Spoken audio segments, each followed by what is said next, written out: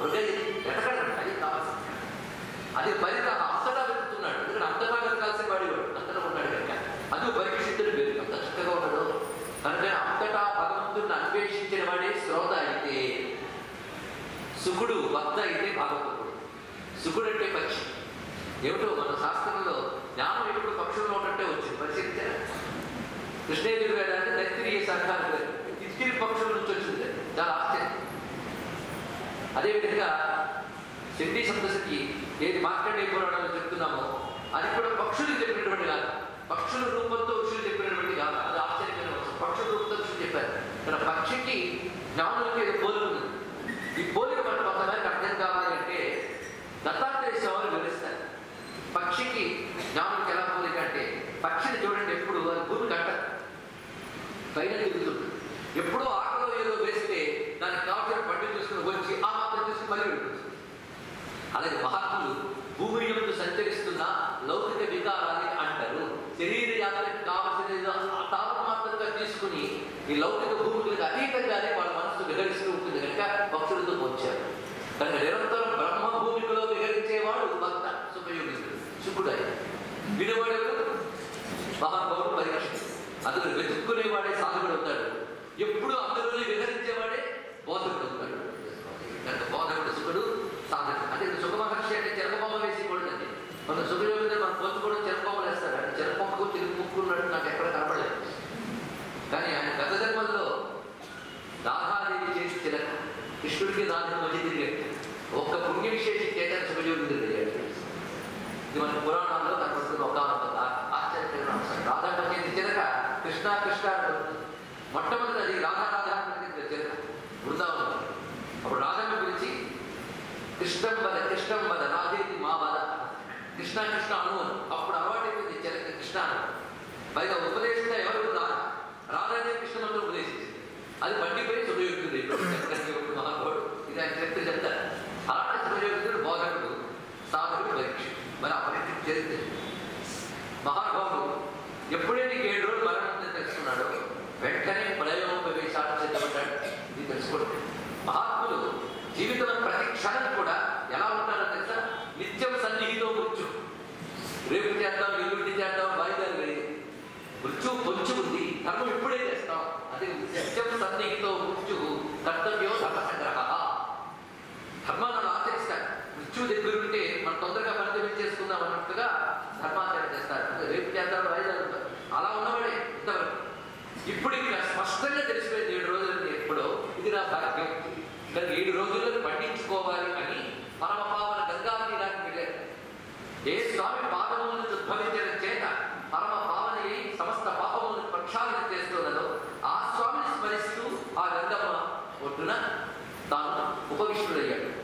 ప్రయోగోపవేశ అది కూడా ప్రాచీనాగ్రేషు తూర్పు కొనలుగా దర్భలు పరచి ఎలా వర్ణిస్తున్నారంటే మనకి ఆచారాలు చెప్పడం కోసం కథల రూపంలో కూడా చెప్తున్నారు. అన్నీ అక్కడ చెప్తారంటే పూర్వం రోజుల్లో ఆచారాల గురించి ఉపన్యాసాలు అక్కర్లేకపోయాయి తెలుసా? ఎడం చేతితో కష్టపడుకుని తినకూడదు, అంట్ల గిన్నెలు ముట్టుకుంటే చేయి కడుక్కోవాలి. ఇవి ఉపన్యాసాలు చెప్పాల్సిన అవసరం లేదు. ఇళ్లలో తల్లిదండ్రులు చెప్పేవారు. ఇప్పుడు వాళ్ళకి వీళ్ళకి చెప్పాలంటే ఇప్పుడు ఇళ్లలో చెప్తుంటే అనాచారం చూస్తే కడుపు మండిపోతూ ఉంటుంది, రగులుపోతుంది. ఏం చేస్తాం?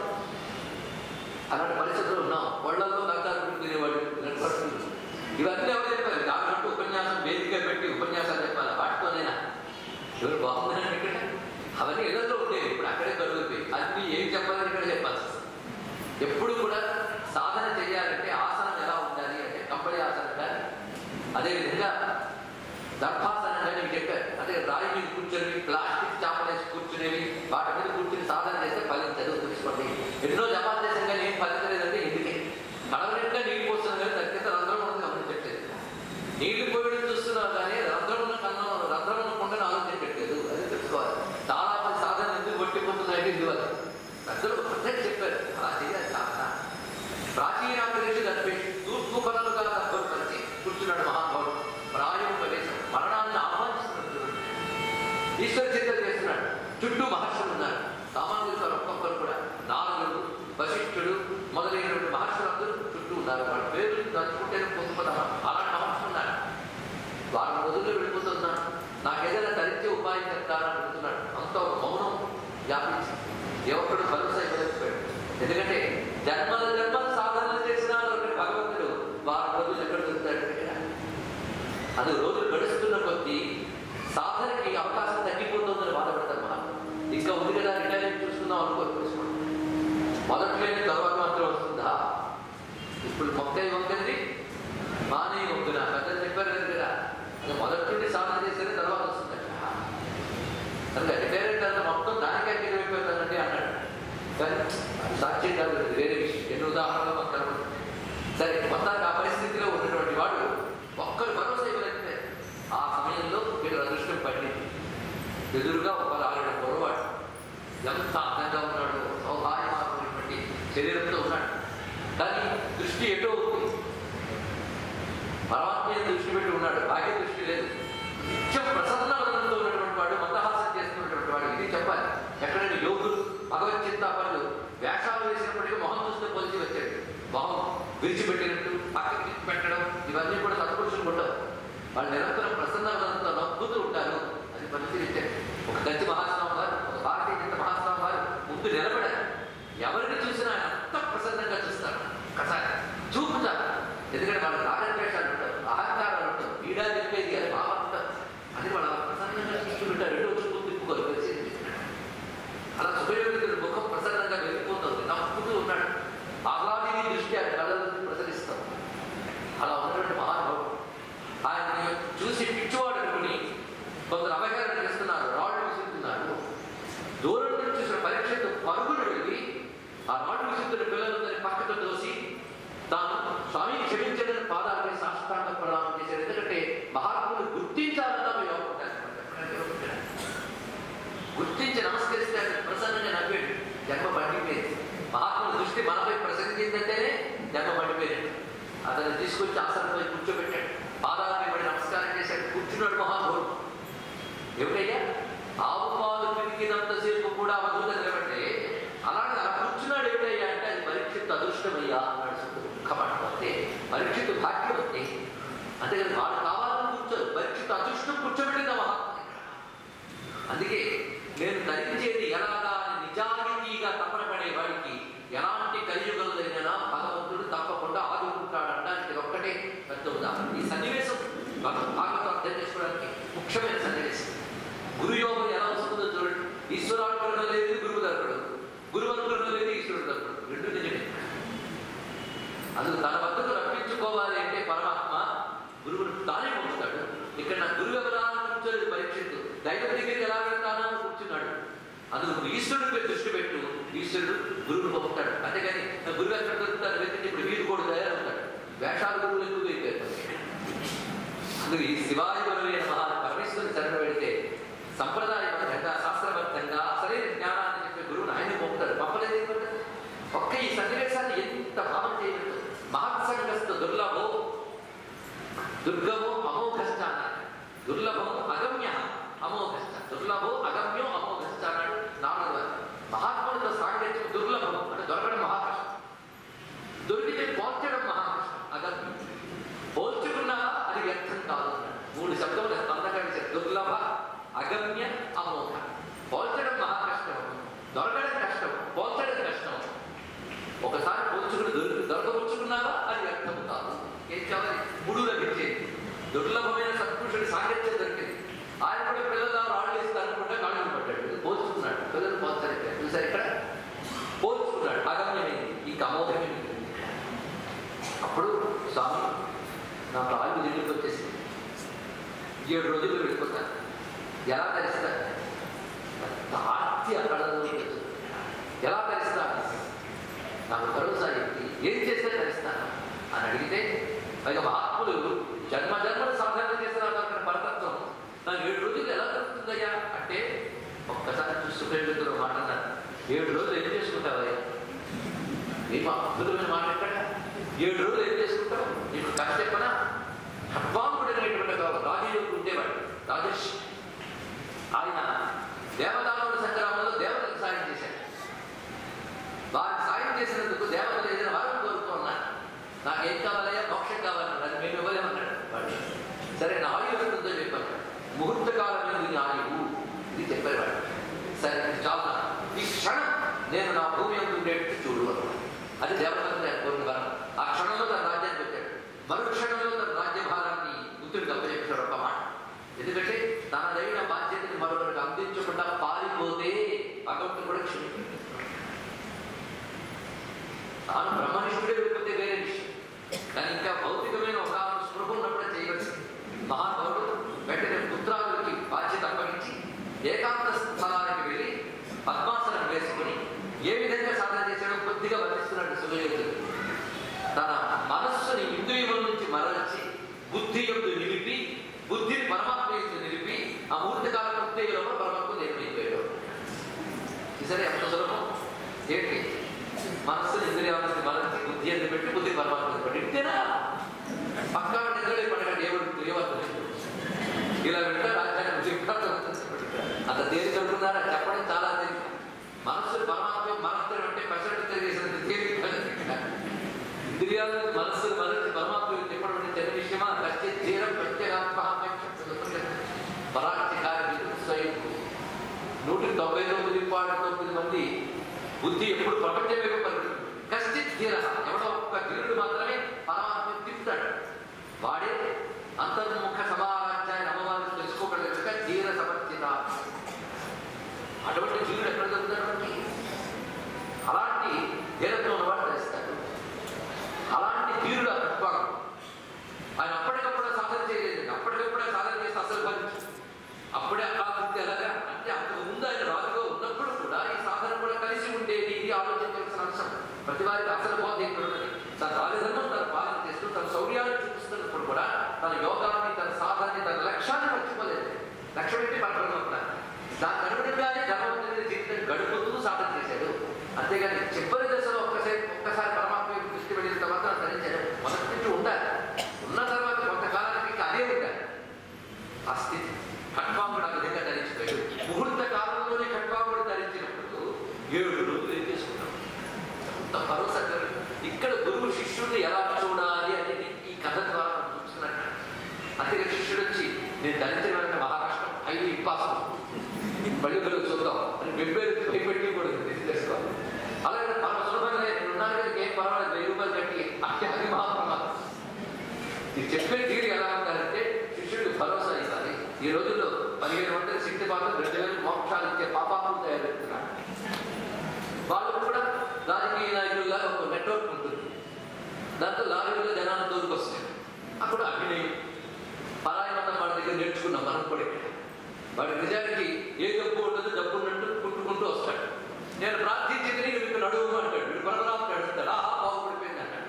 నలుగురు లారీలో తెచ్చిన జనాలుగా చెప్పబడతాడు. వాళ్ళకి 200 ఇస్తాడని చెప్తాడు, 100 రూపాయలు ఇస్తాడు. ఇచ్చిన వాడికి 500 ఇస్తాడు. మిషన్ తీసు ఇలా వంతెన చేసి తిరుగుతున్నాడు చేసేది. ఇది వచ్చింది బాగా. మన ధర్మంలో కూడా కుర్చీని మన తయారైతే శక్తి పాతాలు కాలుతో నెత్తి మీద తనడాలు 1500 తీసేసుకోవడాలు, 2000 తీసుకోవడాలు, 3000, 15,000. ఏమిటో ఒక పాపప్పుడు రేటు పెట్టాడు. వరండాల నుంచి చూస్తే 15,000 కాదు, బొమ్మల నుంచి చూస్తే 10,000, దగ్గరికి వస్తే 1,00,000 కట్టి వెళ్తున్నాడు. అదే నీతిహీనులు ఉందా నిర్భాగ్యులు ఇదే అర్థం. ఇలాంటి పరిస్థితులు ఉన్నాం. అది లేనిపోయిన భరోసా ఇవ్వడం కాదు, గురువైన వాడు ఎలా ఉంటాడని తెలుసుకోవాలి. ఇక్కడ ఎంత చక్కటి భరోసా ఇచ్చాడంటే అలాగా ఆంధ్యంలో వైద్యులు చూపించడం కాదు, నువ్వు చెయ్యదలుచుకోవాలే కానీ ఉన్న కాలాన్ని సద్వినియోగం చేసుకో. ఒకప్పుడు దీక్షలు జరిగిపోయిన తర్వాత గతాన్ని వదిలియాలి పూర్తిగా. గతంలో ఇలా ఉండవాడిని చెప్పకూడదండి. కొందరు సన్నిసిస్తుంటారు కానీ ఎక్కడికి ఉన్నా నా పూర్వాశ్రమంలో చెప్తుంటారు. ఇంకేం వాడు చెప్పేసి చెప్పండి. ఇక్కడ ఇంకా పూర్వాశ్రమ మాసం వదలలేదు, అయిపోయింది మరో జన్మ. అది గురువు దగ్గర ఒకసారి దీక్ష తీసుకున్నాక అది ఇచ్చింది కొత్త జన్మ. గతానికి తడపకూడదు. ఆ ఇచ్చిన భరోసా చాలు, దాంతో తెచ్చుకోలేదు. మొత్తాన్ని మహానుభావుడు ఎంత భరోసా ఇచ్చాడు. అది చెప్పి అప్పుడు ప్రారంభించాడు భగవత్ కథ బోధిస్తున్నాడు. అప్పుడు చెప్పిన భాగవత ధర్మమే శ్రీమద్ భాగవత మహాభారతం. ఈ విధంగా పరీక్ష మహారాజు 7 రోజులు చెప్పాడు. కానీ 7 రోజులు మాత్రం వినడం కాదయ్యా, బతుకు చివరి వరకు భాగవతం వినాలి అనేది పరీక్ష కథ ద్వారా తెలుసుకోవాల్సింది. ఆయన బతుకు చివరి 7 రోజులు కనుక ఆయన అప్పటి వరకు విన్నాడు. కనుక మనం 7 రోజులు వెంటనే భాగవతం బ్యాకప్ చెప్పేయాలని కాదు. ఇక్కడ మన బతుకు చివరి వరకు మనం వినాలి, ఇది తెలుసుకోవాల్సింది. అందుకే పిబత భాగవతం రసమాలయం. లయం వరకు భాగవతం విన్నాడు. లయం అంటే మోక్షం. మోక్షం పొందే వరకు భాగవతం వినాలి. మోక్షం పొందకుండా చచ్చిపోతే మళ్ళీ పుట్టి వినాడు. మొత్తానికి భాగవతం లయావధి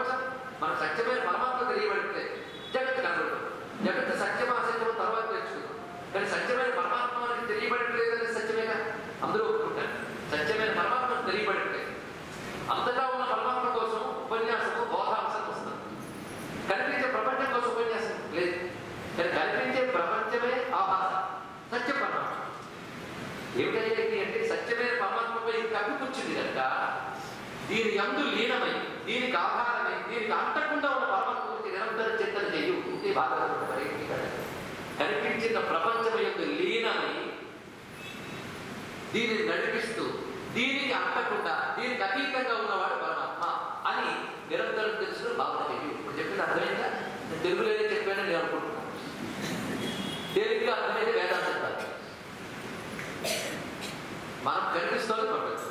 ఈ ప్రపంచం ఉనికికి కారణమై దీని యందు లీనమై దీనిని నడిపిస్తూ దీని వికారాల కంటే కూడా ఉన్నవాడు పరమాత్మ. కనుక నువ్వు దీని ద్వారా ఆయన తెలుసుకుని ఆయన యందు మనసు నింపి నువ్వు ఈ వికారాల నుంచి దాటి ఆయన లీనమైపోతే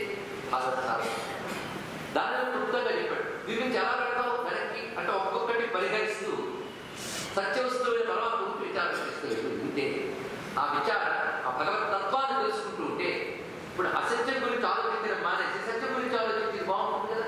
ఇది విడిచిపెట్టు ఇది విడిచిపెట్టు ఇది విడిచిపెట్టు అంటే దాని గురించి ఆలోచిస్తాం. అది పట్టుకో అంటే దాని గురించి ఆలోచిస్తాం.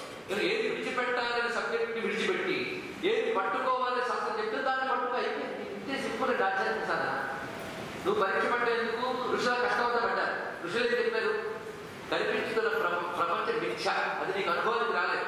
ఋషులు చెప్పారు కనుక మిథ్యల ప్రపంచం గురించి గొడవ మానేసి సత్యమైన పరమాత్మ గురించి గొడవ పెంచుకుంటూ ఉంటే కొన్నాళ్ళకి ఏది ఎక్కువ ఆలోచిస్తావో అదే అవుతావు కనుక ఆయన గురించి ఆలోచిస్తున్నప్పుడు అదే అయిపోతావు. ఇంకేముంటుంది? ఇదే సింపుల్.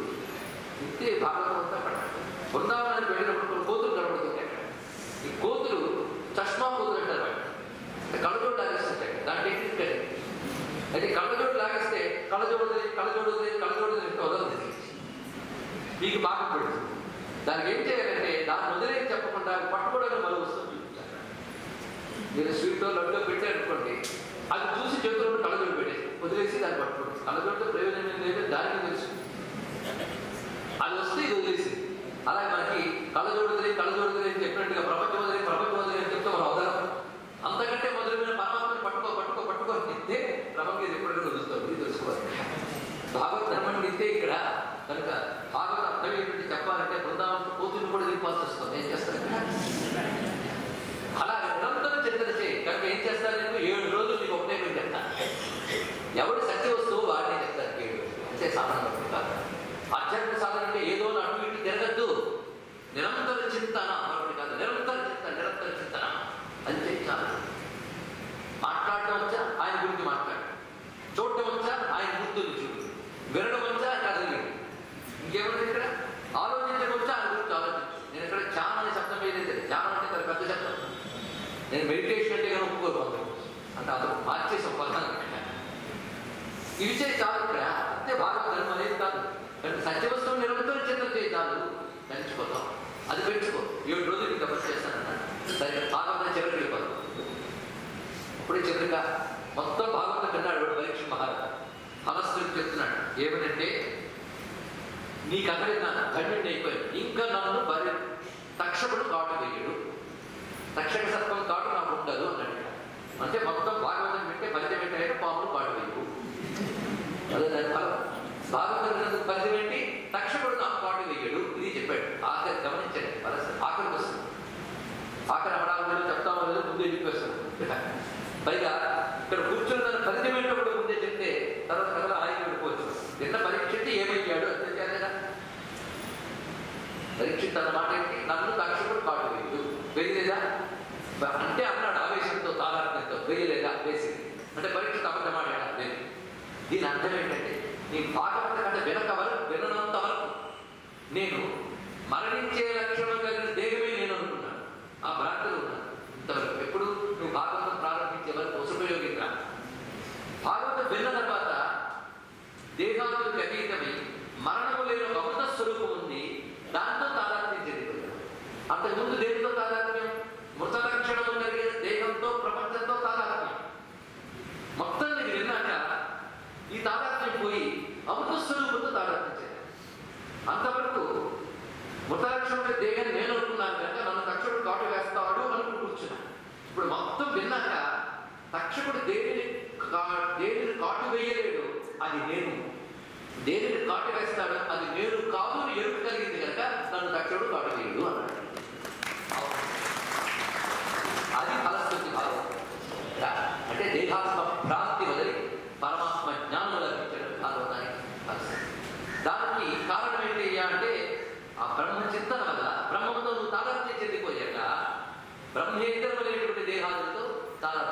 తెలిసింది.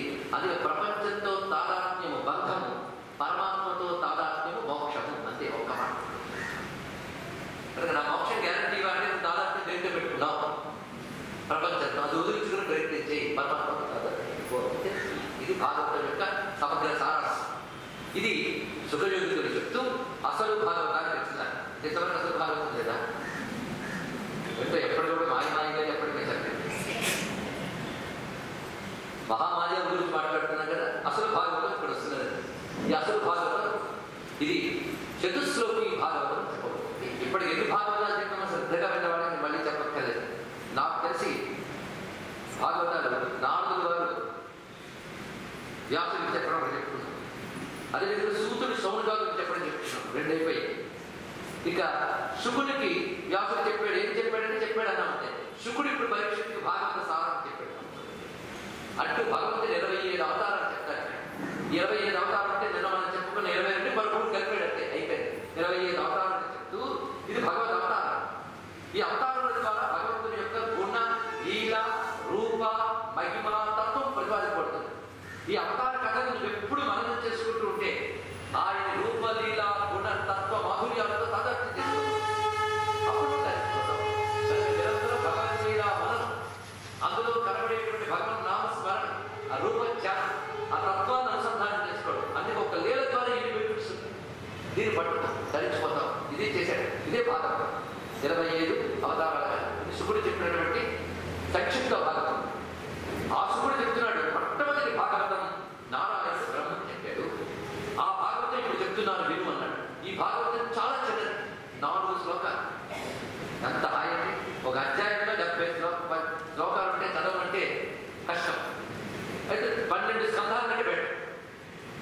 అలాంటి 4 శ్లోకాలకి ఇంకా సులభం కదా. ఒక్క శ్లోకం మొదలెడతాను, కునుకు గాఢగంలోకి వెళ్ళకపోతే నన్ను అడగండి. ఎందుకంటే అంత డెక్సిబెట్గా జ్ఞానాన్ని ఇస్తాడు. 4 శ్లోకాలు. కానీ ముందు కంఠస్థ పెట్టాడు. చాలా ముందు కంఠస్థ చేసేస్తే తర్వాత ఎప్పుడో గురువుల అనుగ్రహము, ఈశ్వరానుగ్రహము మనకు తోడైతే అందులో భావం అంతా అందవచ్చు. అయితే ఆ 4 శ్లోకాలు కాస్త విడవలిస్తే అందుకనే మహాత్ములు ఇక్కడ ఉన్నారు, లేక కాదు. అలా మహాత్ములు ఉన్నారు కనుకనే ఇక్కడ చెప్పగలుగుతున్నాం. అయినప్పటికీ లోతైన అంశం అని చెప్పడం కోసం ఉద్ఘాత అవసరం వస్తుంది. 4 శ్లోకాలు. దీన్ని చతుశ్లోకి భాగవతం అంటారు. ఒక పెద్ద చతుశ్లోకి భాగవతానికి పెద్ద పుస్తక రూపంలో వ్యాఖ్యానం చేశాడు. మనకు పెద్ద గ్రంథం అయిపోయింది. అసలు చతుశ్లోకి భాగవతాలు అంటే 4 శ్లోకాలకు వ్యాఖ్యానమే మొత్తం 18,000 శ్లోకాల భాగవతం. అన్ని శ్లోకాలు 4 శ్లోకాలు వ్యాఖ్యానం. మరి 4 శ్లోకాలు ఎలా చెప్పాడు ఏంటంటే ఎవరు చెప్పారు? ఎవరంటే విన్నారా? మధ్యలో లేపడితే ఎలా అంటే నడుపుతాడు. ఎవరు చెప్పారు ఈ భాగవతం? చతుశ్లోకి భాగవతం నారాయణ ఎవరు చెప్పాడు? నారాయణ అంతటి వాడు, బ్రహ్మంతటి వాడు చెప్తే 4 శ్లోకాలు చదువుతారు. మన నోట్లో అయితే 4 శ్లోకాలు సరిపో. అది వేరు కావాలి. అది తెలియదు కదా మనకి. అందుకే చెప్తున్న కొద్ది విస్తారమైపోతూ ఉంటుంది. ఎప్పుడు అంటే మన కోసం. మహాత్ములు క్లుప్తంగా చెప్తారు, సారభూతంగా చెప్తారు. అది మరో మహాత్ముడు అర్థమైపోతుంది. అందుకే 1000 తలలవాడు 4 తలలవాడికి 4 శ్లోకాలతో చెప్తే అర్థమైపోతుంది. మనకు ఉన్నది ఒకటే తల కాబట్టి మనకి 8 శ్లోకాలు కావాల్సి వచ్చింది. అయినప్పటికీ మన అదృష్టం ఏంటంటే ఆయన ఏమి చెప్పాడు రికార్డ్ చేసి పెట్టేశాడు వికాసం. అంటే దివ్య దృష్టితో ఆయన విన్నాడు. తపస్సు చేత వచ్చిన ఒక దివ్యశక్తికి ఆ ధ్వని వినబడింది. ఏ ధ్వని? విష్ణువు బ్రహ్మని చెప్పినటువంటి వాక్కులు వినబడ్డాయి. మన అదృష్టవశాత్తు దాన్ని పెట్టింది. ఇది మన భాగ్యం కాదు. అందుకే ఆ 4 శ్లోకాల భాగవతం మనం చెప్పుకోవడమే కాదు, ఇందులో ఎవరైనా శ్రద్ధాలు ఉంటే వాళ్ళు జాగ్రత్తగా గుర్తు పెట్టుకుని మూల గ్రంథాన్ని తీసుకుని, నేను ప్రధానంగా మూల గ్రంథానికి ప్రాధాన్యం పెడుతూ జరుగుతుంది. అంటే మూల గ్రంథం మంత్ర సంహితమని ఒక్క మాట చెప్పుకోవాలంటే వ్యాసుడి మూల గ్రంథానికి ధీటుగా ఏ ఒక్కరూ తెలుగు చెయ్యలేదు. మరి పోతన గారంటే ఆయన సామాన్యుడు కాదు, సిద్ధపురుషుడు. అక్కడ సందేహం లేదు. కానీ అసలు భాగవత రసం పొందాలి అంటే మాత్రం మూల గ్రంథమే ప్రమాణం అని చెప్పుకుంటూ ఆ మూల గ్రంథంలో చెప్పినటువంటి చతుశ్లోకి భాగవతం ప్రవేశిస్తారు. దీనికి ఉన్న నేపథ్యం ఒక్కసారి ఆలోచిస్తే అందరూ గ్రహించకపోయినా కొద్దిమంది గ్రహించే వాళ్ళన్నా చెప్పకపోతే నాకు పాపం వస్తుంది. ఆ గ్రహించే వాళ్ళ కోసం చెప్పాలి కనుక చెప్తున్నాను. నేపథ్యం ఏంటంటే సృష్టి ఆరంభ స్థితి. సృష్టి ఆరంభమునందు పరమాత్మ మొదటిగా బ్రహ్మను సృజించాడు. బ్రహ్మ ద్వారా విశ్వాన్ని సృజించబోతున్నాడు. బ్రహ్మ ప్రపంచాన్ని సృజించాడు అనకూడదు. బ్రహ్మ ద్వారా అయితే బ్రహ్మగారికి సృష్టి చేయమన్నప్పుడు ఎంత పెద్ద పని అండి. మనం ఒక చిన్న పని పెట్టుకున్నప్పుడే నానా రకమైన ముందు పని చేసే ముందే టెన్షన్ అనేది ఒకటి వస్తుంది. అదంతా పని చేస్తున్నప్పుడు అడుగుతున్న టెన్షన్తో సరిగ్గా చేస్తున్నామా లేదా, పని చేస్తున్నప్పుడు దాంతో రాగద్వేషాలు ఏర్పరచుకున్నాం. అనుకూలమవుతూ ఉంటే ప్రీతి భావం, ప్రతికూలమైతే ద్వేషభావం, వీటితో కొట్టుకుంటాడు. ఒక్క పని చేస్తే మనకే ఇంత వికారాలు ఉంటే ప్రపంచం అనే పని చేసేవాడికి ఇంకెన్ని వికారాలు వస్తాయి. అందుకు పని చేసే ముందు ఆ వికారాలకు లోను కాకుండా ఉండాలని ప్రార్థించాడు. తెలుసుకోవాలి, ప్రతి వారు కూడా ఏ పని చేసే ముందైనా ఆ వికారానికి లోను కాకుండా ఉండాలని ప్రార్థించాలి. ఇదే ప్రేయర్. ప్రేయర్ అంటే ఇది నిజం. అదే ప్రాతకాలంలో ఈశ్వరు ధ్యానం చేసిన బయటకు ఎందుకు వెళ్తామంటే చేసేది ఫలము నీ స్వరూపమే, కానీ నేను చేస్తున్నాను అహంకారం నాకు ఉండకూడదు, ఫలాకాంక్ష ఉండకూడదు, మధ్యలో ఉన్న రాగద్వేషాలు నాకు అంటకూడదు అని ప్రార్థించడమే ప్రార్థన. అదే మిరాకిల్స్ జరిగిపోవడం కోసం కాదు, తెలుసుకోండి. బ్రహ్మదేవుడు సృష్టి ఆవరణలో నేను మోహానికి లోను కాకుండా ఉండాలి అని ధ్యానం చేశాడని గొప్ప మాట. కనుక నేను మోహానికి లోను కాకుండా నేను ఎప్పుడు కోరుకోవాలి, పని ప్రారంభించే ముందు. అది నా పనులన్నీ పూర్తి చేసి రిటైర్ అయ్యే కదా, పని ప్రారంభించే ముందు ప్రార్థన చేశాడు. ప్రార్థిస్తే అప్పుడు పరమాత్మ ప్రత్యక్షమయ్యాడు.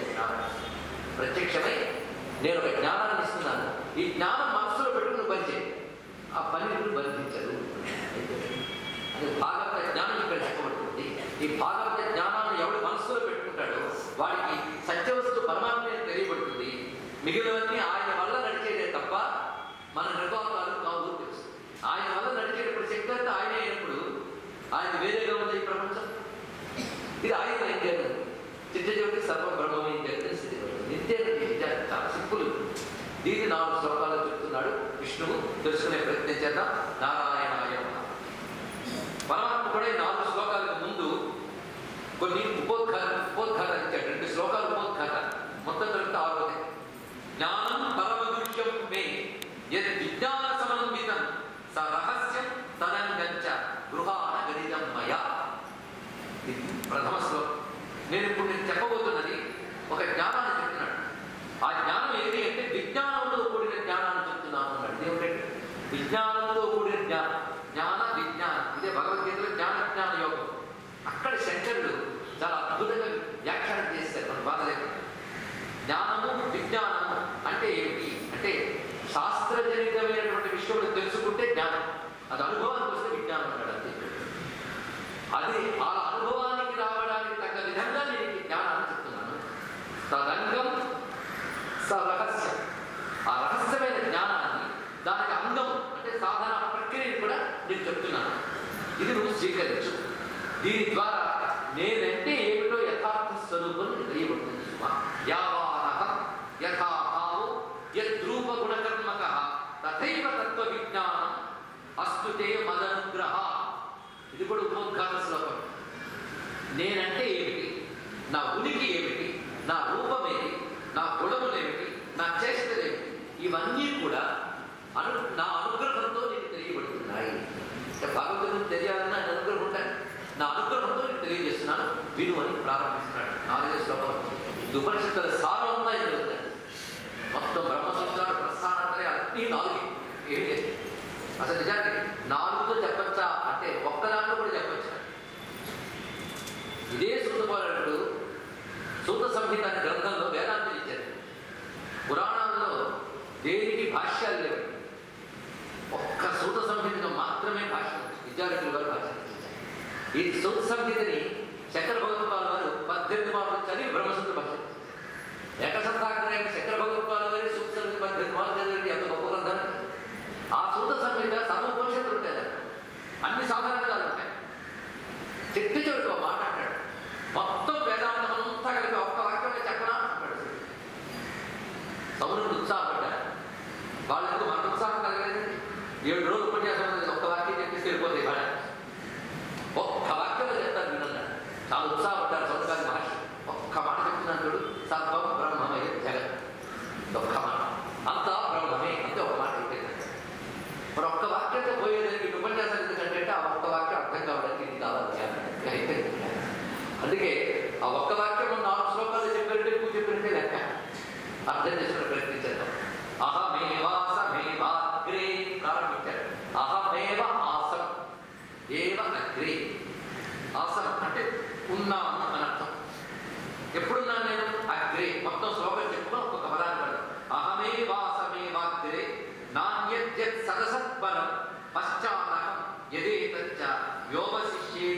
సోస్మ్యహం.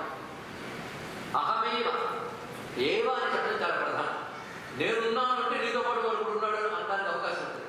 ఏవ అంటే నేను మాత్రమే ఉన్నాను, మరొక వస్తువు లేదు అని తెలుస్తున్నాడు. అహమేవ అహం, నేను మాత్రమే ఉన్నాను. ఎప్పుడు? అగ్రే, సృష్టికి పూర్వమే ఉన్నవాడు నేను, మరొకటి లేదు అని చెప్పడం జరుగుతాం. అప్పటికి ఏమీ లేదు, నేను మాత్రమే ఉన్నానని చెప్పడమే కాకుండా మరొకటి లేదు అని చెప్తున్నాడు. ఇంకో వస్తువు లేదు. ఇంకో వస్తువు అంటే నువ్వు ఏవైతే సృష్టిలో చూస్తున్నావో అవి లేవు. అప్పుడు సత్తు లేదు, అసత్తు లేదు, పరము లేదు, మూడు లేవు అన్నట్టు. సత్తు అసత్తు అనే దాన్ని పెద్ద గొడవ వ్యాఖ్యానం చేయము. ఇక్కడ నిజానికి వేదాంత విద్యని తేటగా అందించడం కోసం సింపుల్ గా చెప్పాలని నా ప్రయత్నం నేను చేస్తున్నాను. గురువులు అనుకుంటాను, మళ్ళీ నా అనేది కూడా ఇప్పుడు లేదు, వాళ్ళు అనుకుంటున్నారు. సత్తు లేదు, అసత్తు లేదు, పరము లేదు, మరేమన్నది నేను మాత్రమే ఉన్నాను అంటే అహం అనే దానికి మూలమైన చైతన్యం మాత్రమే ఎక్కడ ఉంది, మనకు లేదు. సత్తు అసత్ అంటే ఏంటి అంటే వివరిస్తున్నట్టు, సత్ అంటే కార్యము, అసత్ అంటే కారణము. కారణము కార్యము అంతే, కాజెట్ అంతే సృష్టి మనం చూసేది. కనుక కార్యమైన సృష్టి కానీ దానికి కారణమైన ప్రకృతి కానీ అప్పుడు లేదు అంటే అవేమీ లేదు, ఉన్నది నేను ఒక్కడనే. అది వివరిస్తున్నాను ఇక్కడ. పరం అనగా ఇక్కడ ప్రకృతి అని అర్థం. ఇక్కడ సత్తు కానీ అసత్తు కానీ పరము కానీ లేదు. ఏది? సృష్టికి పూర్వం. తర్వాత సృష్టి అయ్యింది, అప్పుడు నేను ఇక్కడ ఆలోచించాను చాలా సులభం. సృష్టికి పూర్వం నేనున్నాను, అప్పుడు ఇంకే లేదు. తర్వాత సృష్టి వచ్చింది. సృష్టి వచ్చిన తర్వాత దానిలో ఉన్నవేంటి? సత్తు ఉంది, అసత్తు ఉంది, ప్రకృతి ఉంది, ఇవన్నీ సృష్టిలో ఉన్నాయి. అప్పుడు నేనేమయ్యాను? పశ్చాత్తాపం. సృష్టి అయ్యాక కూడా నేనే ఉన్నాను. అయితే సూపరింపోజ్ అయిపోయి ఏమిటి? ప్రకృత కార్యకారణం జగత్ అనేది సూపరింపోజ్ అయిపోయింది. కానీ ఉన్నది ఆయనే, అప్పుడు ఉన్నాడు. సృష్టి ఏర్పడక ముందు ఉన్నాడు, సృష్టి ఏర్పడ్డాక ఉన్నాడు, సృష్టి నశించిపోయాక యోగశిష్యేత సోస్మ్య. సృష్టి నశించిపోయాక మిగిలేదు కూడా నేనే అన్నాడు. సహ అస్మి అహం. ఈ శ్లోకంలో అర్థం చూడండి. మొట్టమొదటి అహం ఉంటుంది, చివరికి అహం ఉంటుంది. రెండు అహాల మధ్య ప్రపంచం ఉంది, అందులోనూ అహం ఏముంది ఇక్కడ? రెండు అహాల ఉన్నది ఒకటే అహం. అహమేవాసమేవాగ్రే నాణ్యత్ సదసత్పరం పశ్చాదహం యదేతచ్చ యోగశిష్యేత సోస్మ్యహం. కనుక పరమాత్మ వస్తువు ఎవరు? సృష్టికి పూర్వం ఉన్నవాడు, సృష్టి యందు ఉన్నవాడు, సృష్టి నశించిన ఉండేవాడు, శాశ్వత వస్తువు. అతడు అహం అని చెప్పుకుంటున్నాడు ఇక్కడ. హృదయర్థం యత్ ప్రతీయేత న ప్రతీయేత చాత్మని తద్విద్యాత్మనో మాయా యథా భాసో యథా తమః. తర్వాత శ్లోకం నేను ముందే చెప్పినట్టు పెద్ద పెద్ద వ్యాఖ్యానాలు జోలికి వెళ్ళకుండా తేటగా ఉత్తగా చెప్పుకోవాలని ప్రయత్నం. హృదయ అర్థం యత్ ప్రతీయేత. ఇప్పుడు మనకు అర్థమైంది పరమాత్మ ఎప్పుడు ఉన్న వస్తుంది. ప్రపంచం ఆయన తర్వాత వచ్చింది, తర్వాత ఎప్పుడూ కూడా పోతుంది. కానీ ప్రపంచానికి పూర్వం ఆయన ఉన్నాడు, ప్రపంచంలోనూ ఆయన ఉన్నాడు. ప్రపంచం పోయినా తెలుసుకున్నాం కదా. ఇప్పుడు మనం చూస్తున్నది దేన్ని? ఇప్పుడు మన సమస్య చూద్దాం. మన ప్రపంచానికి పూర్వం వాడమా, ప్రపంచం పోయిన తర్వాత వాడమా? ఎవరు? ప్రపంచం ఉన్నప్పుడు ఉన్నవాడు, అంతే కదా. కనుక మనకు పరిచయం ఏంటి? ప్రపంచం. ప్రపంచ పూర్వస్థితి మనకు తెలియదు, ప్రపంచ అనంతర స్థితి మనకు తెలియదు. మనకు కనబడేది ప్రపంచం. కానీ ఈ ప్రపంచంలో నేనే ఉన్నానన్నాడా అది తెలుస్తుందా? తెలియబడేది. తెలియబడేది ఉందని ఉన్నది అదే, అదే శాశ్వత వస్తుంది. అది తెలియకుండా ప్రపంచం అనేది పైన భాషిస్తాం. కనుకనే హృదయ అర్థం యత్పతీయేత, లేనిది ఉన్నట్టు కనబడము, ఉన్నది తెలియకుండా పోవడము, అదే నా మాయ. మాయ అంటే రెండే, లేనిది ఉన్నట్టు కనబడము, ఉన్నది తెలియకుండా పోవడం. లేనిది ఉన్నట్టు కనబడడం అంటే నిజానికి ఒకటి ఉంటే మరొకటి అనుకుంటూ ఉంటాం, అదే లేనిది ఉన్నట్టు కనబడడం. ఒక్క చంద్రుడు ఉంటాడు, మనం కట్టి దగ్గర చెయ్యి అడ్డం పెట్టుకునేలా చూస్తే రెండు చంద్రులు కలుగుతాయి. రెండు చంద్రుడు నిజమా, ఒక చంద్రుడు నిజమా? ఉన్నది ఎన్ని? ఒకటి. లేని దేవుడి రెండు. కానీ లేని చంద్రులు రెండు ఉన్నట్టు కనబడుతుంది. ఎందువల్ల? దృష్టికి నువ్వు ఇచ్చిన ఒక వికారం. రెండు అయిపోలేదే, నీ దృష్టి వికారం రెండుగా కనబడుతున్నాడు.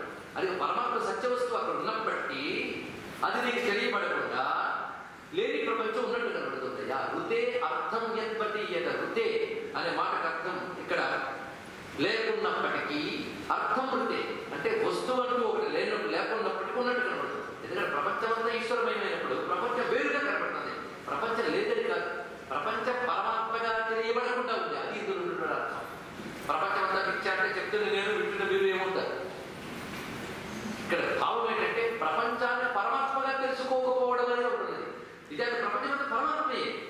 అది తెలియకపోవడం, ప్రపంచం వేరుగా చూడడం ఇచ్చామా ఇది తెలుసుకోవాలి. ప్రపంచమంతా పరమాత్మై అది తెలియబడితే ఉన్న పరమాత్మని తెలుసుకోకుండా లేని ప్రపంచం సత్యం అనుకోవడం ఏదైతే ఉన్నదో అది కనుక లేనిది ఉన్నట్టు కనబడటం, ఉన్నట్టు తెలియకపోవడం రెండు జరిగిందా? లేని జగత్తు ఉన్నట్టు కనబడుతుంది, ఉన్న ఈశ్వరుడు తెలియబడట్లేదు. ఒకదానికొకటి కనబడితే విక్షేపం అని పేరు, ఉన్నది తెలియకుండా పోతే ఆవరణ అని పేరు అన్నారు. దీన్ని యథాభాసం యథాభాసం యథాతమః, యథా ఆభాస యథాతమః. దీనికి ఏవో పెద్ద పెద్ద ఉదాహరణ నుంచి కన్ఫ్యూజ్ చేయకుండా రెండే మాట్లాడు. ఆభాస తమహ అని మాట్లాడేశారు. ఆభాస అంటే ఒకదానికోటి కనబడుతుంది, తమహ అంటే అసలు ఏది కనబడదు. అందుకు మాయ రెండు రకాలుగా ఉంటుంది. మాయ ఒక్కొక్కప్పుడు ఒకదానికోటి చూపిస్తుంది, అంటే లేదు ఉన్నట్టు చూపిస్తుంది. అదే సమయంలో ఉన్నది లేకుండా చేస్తుంది. ఉన్నది లేకుండా చేయడం కాదు, ఉన్నది కనబడినకుండా చేస్తుంది. అంటే మాయ లక్షణం ఎప్పుడైతే లేదు ఉన్నట్టు కనబడిందో ఉన్నది కనబడదు, అంతే కదా. కనుక మాయ ఒకే సమయంలో రెండు పనులు చేస్తుంది. ఆవరణ విక్షేపం అన్నాడు. అందుకే మన కళ్ళు తెరిచి ప్రపంచాన్ని చూస్తున్నప్పుడు, కలగంటున్నప్పుడు విక్షేపమైన మాయ పనిచేస్తుంది. ఇది తెలుసుకోండి. ఇప్పుడు మీరు నన్ను చూస్తున్నారు, మిమ్మల్ని చూస్తున్నారు, చుట్టూ అందరిని చూస్తున్నారు. ఇప్పుడు మాయ పనిచేస్తుంది ఎలాగా? విక్షేపం. ఎందుకంటే ఈశ్వరుడు కనబడుతుంది కదా, ప్రపంచం కనబడుతుంది కదా. ఒకటి కనబడకుండా మరొకటి కనబడుతున్నప్పుడు విక్షేపం. కళలో కూడా అదే జరుగుతుంది.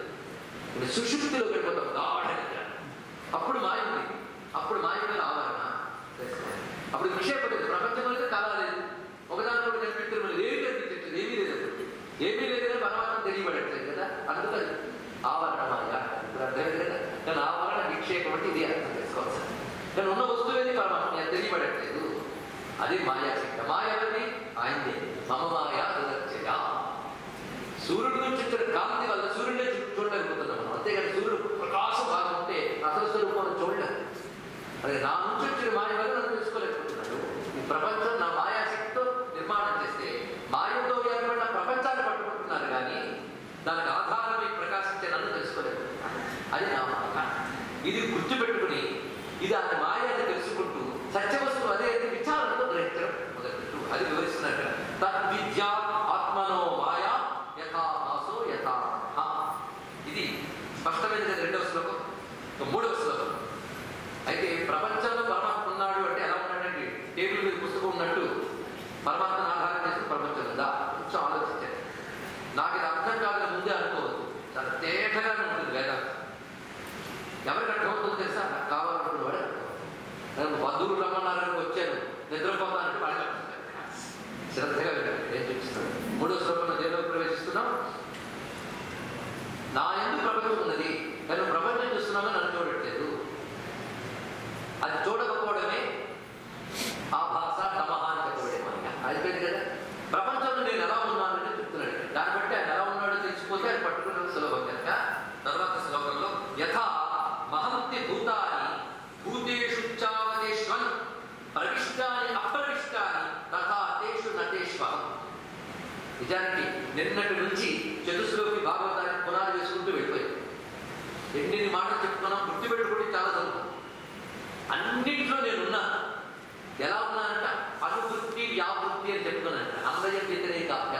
నేను మొదటి శ్లోకంలో జన్మాంత్యస్య యతోన్వయాదితరత అధ్యక్ష విజ్ఞస్వరాన్ని దగ్గర వివరణమని చెప్పుకున్నాం.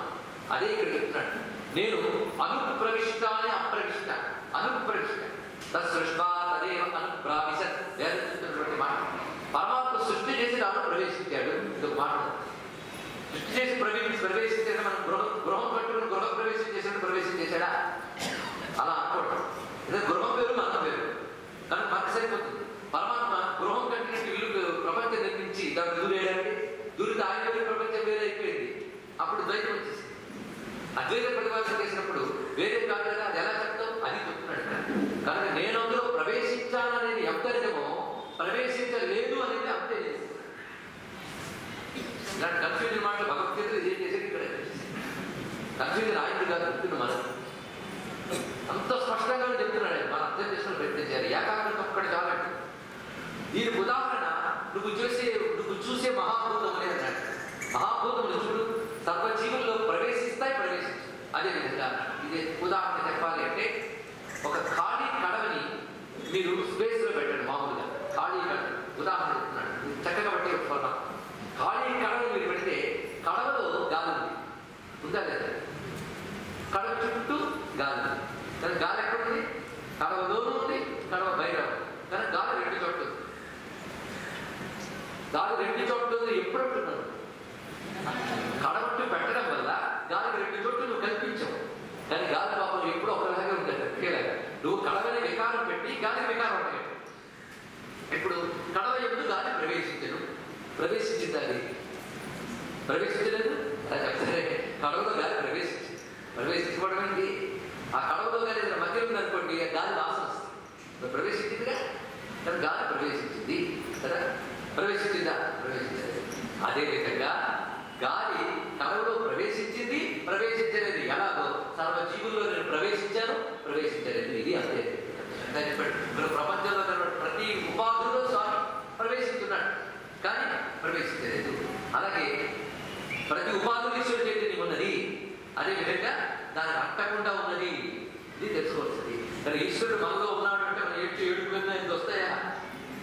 ఆయన అంటూ ఒక చైతన్యం అంటూ ఉంటేనే మనకి ఏడుపు నవ్వు అన్నీ వస్తున్నాయి. కానీ ఆయన ఏడుపు నవ్వు లేదు, తెలుసుకోవాలి. కానీ నేను ఉపాధులు ఎందుకు ప్రవేశించడం వల్ల ఉపాధులకి చైతన్యం ఏర్పడే వికారాలు ఏర్పడుతుంది. కానీ ఆ వికారంలో నాకంటవు. కానీ నువ్వు ఎవరి గురించి ఆలోచించాలి? అన్ని ఉపాధుల్లో ఉంటూ ఉపాధి వికారాలు లేని వాడు వాడు పరమాత్మ అని తెలుసుకుని ఆ వికారాలు లేని పరమాత్మను తెలుసుకుంటూ ఉంటే నీకు ఉపాధి కారాన్ని పోయి ఉపాధి వికారాలు వదిలిపోయి వికారాలు లేని పరమాత్మతో అయిపోతావు. నువ్వు ఎవడి వెంటే కొండలో దూరిని గాలి బయట ఉన్న గాలి ఆయన కనుక ఈశ్వరుడు వేరు, జీవుడు వేరు. కొండలో గాలి వేరు, బయట గాలి వేరు. వేదా కాదు కదా. అదేవిధంగా ఉపాధిలో ఉన్న ఆత్మ, బయట ఉన్న ఆత్మ ఈశ్వరుడైతే ఉపాధిలో ఉన్న ఆత్మ జీవుడు కదా. ఎంతవరకు ఉపాధి ఉన్నంతవరకే కదా. ఉపాధి కాదు తీసేయండి, శరీరాన్ని పగలగొట్టే అది కాదు ఇక్కడ అర్థం.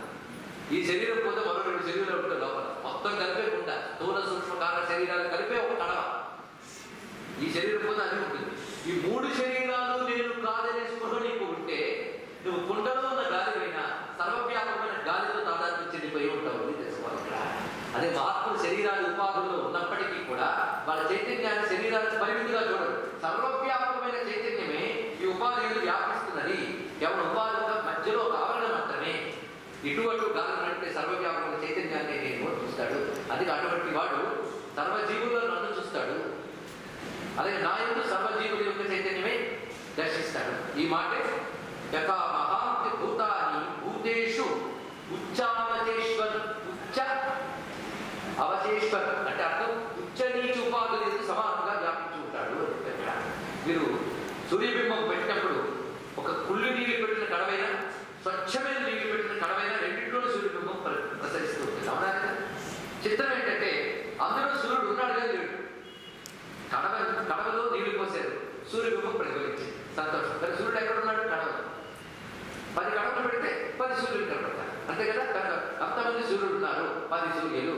నేను నమ్మనంటే ఒకటే సూర్యుడు అంటే నేను చూపిస్తానంటే తీసుకెళ్ళి 10 కడవలో 10 సూర్యులు చూపించాడు. మీరు చూస్తారు. మరి 10 కడవలో 10 సూర్యులు కనబడుతూ ఉంటే కనబడుతున్నదాన్ని కాదని 10 సూర్యులు లేరు ఎలా చెప్తారయ్యా? చూడండి, కనబడేదే సత్యము అనుకుంటే జీవుడు ఈశ్వరుడు భేదం స్వయంగా తెలుస్తోంది కదా. ఆ భేదాన్ని ఒప్పుకోవెందుకు అంటే 10 కడవల్లో 10 సూర్యులు కనబడ్డా ఒక్కడే సూర్యుడు ఎందుకు బాధిస్తాం? నీకు పెద్ద ఆలోచన. నిజానికి సూర్యుడు ఒక్కడే. నువ్వు 10 సూర్యులు కనబడడానికి కారణంటే 10 ఉపాధులు. చిత్రం ఏంటంటే మీరు పరిశీలించండి. 10 సూర్యులు 10 కడవల్లో పనిచేస్తున్నప్పుడు సూర్యుడి లక్షణం కడవ వెళ్తుంది. ఆ కడవలో ఉన్న నీరు సూర్యుడి నుంచి వేడిని వెలుగుని తీసుకుంటారు.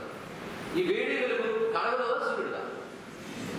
కొంచెం ఆలోచించండి. చాలా కడవలో నీటిలోకి వేడి వెలుగు వచ్చింది. ఈ వేడి వెలుగు కడవ నీటిది కాదు, సూర్యుడు. కానీ నువ్వు కడవనే చూస్తూ ఇదిగో సూర్యుడు కనబడుతున్నాడు, ఇదిగో వేడిగా ఉన్నాయి, ఇక్కడే ఉన్నాడు సూర్యుడు అంటూ ఉన్నావు. కానీ ఈ వేడి వెలుగు అనేది ఇందులో వచ్చినప్పటికీ అది సూర్యుడివే. అది దీనిలోకి రాకపోతే ఎలా వస్తుంది? కనుక ఆయన దూరాడు. దూరం లేదో ఏం బాబు, అది దూరినట్టు కనబడ్డా దూరం లేదు, అది ఏకమే. కానీ ఆకాశ దృష్టితో చూస్తే ఏకం, కడవల దృష్టితో చూస్తే అనేకం. అది పరమాత్మ దృష్టితో చూస్తే పరమాత్మ ఏకం, ఉపాధుల దృష్టితో చూస్తే అనేకం. కడవలు అయితే నీటికి సూర్యుడి నుంచి వేడి వెలుగు 2 లక్షణాలు వచ్చాయని సూర్యుడికి కుండ